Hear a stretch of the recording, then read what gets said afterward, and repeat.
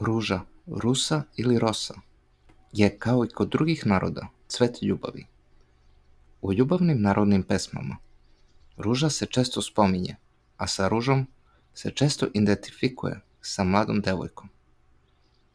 Ljubavna gatanja sa ružom se vrši na Đurđevdan, tako da devojka sa crvenim koncem obeleži 3 ružina cveta i svaki cvet nazove nekim muškim imenom, a sutradan pozove drugarice da pokažu koji cvet hoće i tako joj pokažu suđenika.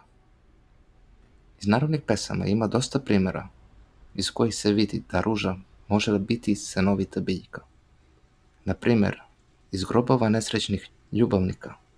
Kod devojke je iznikla ruža, dok kod momka loza, pa se loza obavila oko ruže.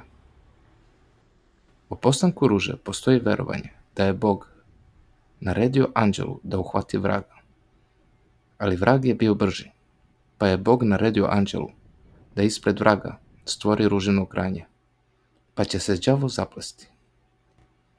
I tako i bude, ali vrag prokune ružu da joj izraste trnje, a Bog je blagoslovi da bude najlepši cvet. I to što su rekli i jedno i drugo steklo se. Veruje se da u raju ima najviše ruža i bosiljka.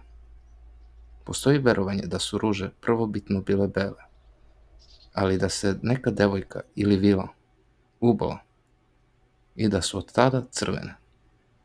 Po jednoj priči iz Sarajeva, ruža je postala iz krvi nevino pogubljene sestre.